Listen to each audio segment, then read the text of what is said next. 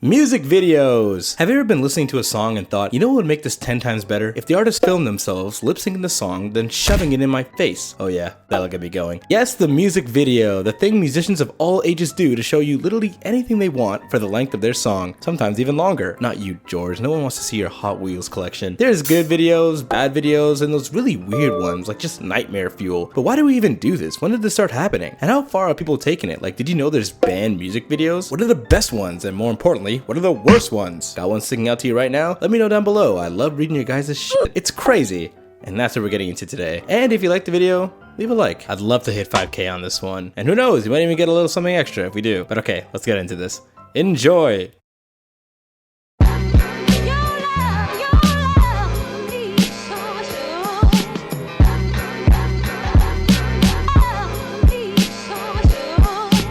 You ever see something so crazy, so out of whack, so weird looking, only to find out, oh, I'm just watching TLC. But then realize, no, you're not watching TLC, you're actually watching MTV, which, let's be honest, these days are basically the same thing. For a channel with music in their name, you'd think they'd be playing a lot more, you know, orchestra tracks. Oh, you didn't know the M stood for music? I don't blame you. I don't even think the people running it know that either. Anyways, all this talk has me inspired. I want to make my own music video, but where to start?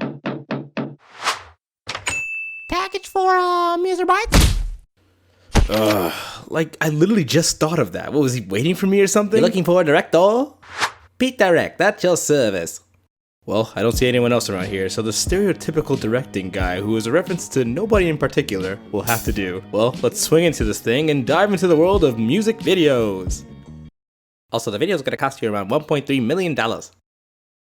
Music videos, small and large, old and new, give a lot of reactions. From a thing that's there to just give some visuals, to a full-blown event as we see every so often, it's a very mixed bag. It really depends who's doing it and how they approach it in their own way. Every artist is really different, and that's what makes them so interesting. Sometimes they're a true work of art, and sometimes they're my grade 3 paintings. Music videos have an interesting history, and the phases they've gone through throughout their existence is interesting. Music videos throughout their life have always been mainly used by labels and artists as promotional tools, way to have backing visuals to a song and that be talked about and shared by peeps alike. Throughout the 90s and 2000s, you had an abundance of music-focused television on networks such as MTV, but we'll come back to them, BET with their blocks like Rap City, The Pull-Up, and the legendary 106 & Park, and up in Canada, the sister to MTV, Much Music. Artists would make the most stunning or jaw-dropping videos for their tracks to be played on these stations at the time, but now everyone's going digital with focus going from one electronic rectangle to another. And as technology improves and tastes change, we see that parallel in the videos of today, both good and bad. Now it's kind of like, oh, I didn't even know this had a music video, or the worst one of, this is the video? I want my time back. But on the opposite, as music videos became more popular and the medium shifted to online, you saw artists taking more control over their stuff, more liberties with their vids, and now, with the help of effects, carefully crafted visuals, and teams, or just their pure rawness, they're able to make the video they really want. Artists from all genres, using their videos to convey a particular feeling or message of the music, or using the video to go above and beyond, making something truly artistic, almost like a movie sometimes, literally, and I'm all for it, because when the video hits, it hits hard, like this isn't a date. But music videos, generally speaking, are kind of a more recent thing in the view of how we take in music now. Like, there were no videos back in the 1930s or anything. Why did you need that? To have my video looking like a Three Stooges knockoff? No thank you. This all really started to get going around the 1960s, where artists would make small mini clips or collages of them performing their songs to accompany their tracks. A little bit later, the Beatles would make short films to accompany their tunes and shop them around countries for peeps to watch. Since they weren't really touring anymore, they decided these would be a neat idea to satisfy the fans. But the real breakout for the music vid as we know it would come from the British rock band Queen and their promotional video for their legendary rock opera song Bohemian Rhapsody. Now, like I just said, they weren't the first to make a video for their music or anything, but it was only after the hit of their video that record companies really looked at this whole make it a movie for the song gimmick and decided this was the future. Queen's video even predated music networks like MTV by like 7 years. Talk about a head start. After this, you would see a rise in artists pushing to get their own promotional videos made for their stuff, and by the turn of the 80s, this little TV channel would emerge called Music Television, a 24-hour all-music video playing TV station never heard of before, also not heard of now. The very first video they played being the Buggles' 1979 new wave track called Video Killed the Radio Star, a song about how new technology is interfering with art creation. How ironic. And for the next few years, a lot of artists would use this new interest in music videos to go all out with their stuff, or at least spend more time working on them. Madonna and her videos, rock band Adam and the Ants, and the big one, Michael Jackson.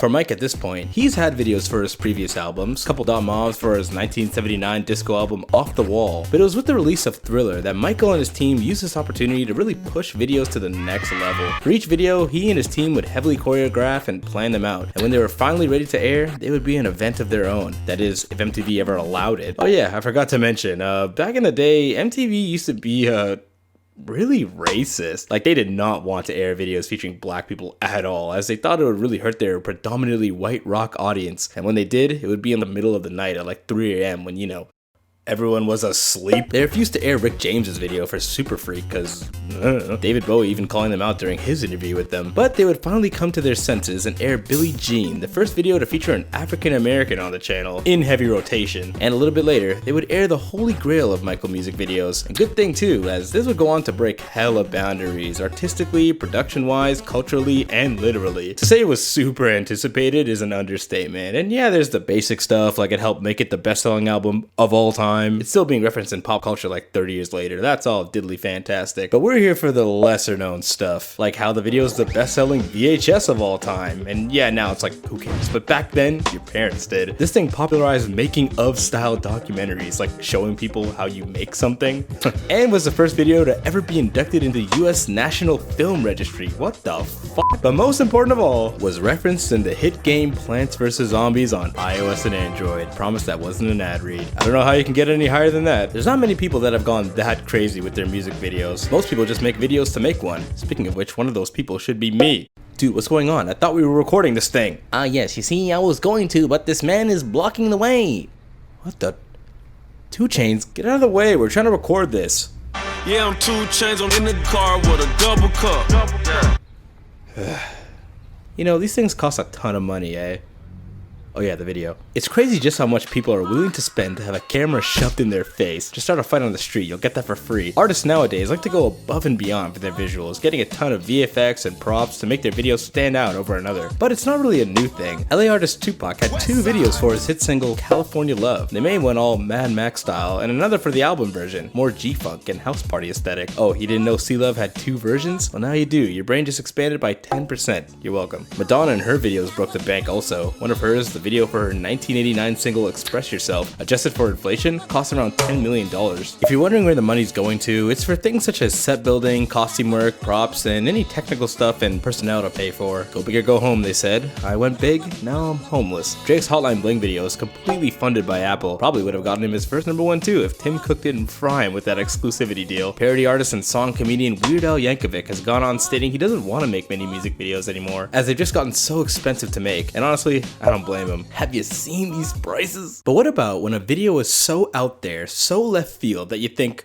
wow, I gotta burn this. Some artists use their videos to do the most, either in a fun way, like what Missy Elliott did with her stuff, like look at this is true cinema, or the opposite, to start controversy and push the limits on what they can or can't get away with. For starters, you got guys like Eminem with his video for Stan, which the video is already tackling some deep subject matter about fan culture and how far someone is willing to go for their favorite person. We also have Miley Cyrus with her song Wrecking Ball, which actually broke the record at the time on YouTube for most viewed video within 24 hours. What is it now? No idea. Pretty sure that changes like every month. Trini artist Nicki Minaj sent some shockwaves with her Anaconda video, last year actually joining the YouTube Billionaire Club. Some saw it as truly empowering, being comfortable in one's skin, while others saw it as too sexy or desperate. But either way, 'twas all in vain, because something like this would never happen again. Nicki actually reworking the song over 20 times till we got what we got. That's always crazy to hear. Everyone's favorite boy genius Kanban has a couple controversial pieces. To the dark fantasy era, Monster also has a video, but you've probably never seen it, unless you're some sort of Kanye freak like me. There's a lot going on in here, which I will not name because I like my channel existing. And in 2016, he did a video for his song Famous from his album The Life of Pablo, which in that video had him and a bunch of other celebrities converted into wax figures all in bed together, after I can only assume to be an intense game of Uno. That sure stirred up a couple pots, but again, this isn't all new. Stepping out of rap and over into rock is where we really see the in of the same, with guys like Marilyn Manson and his videos for tracks like The Beautiful People, and 9 Inch Nails and their video for their song Closer, which YouTube literally gives you a warning before opening it. You're trying to leave the promised land, buddy.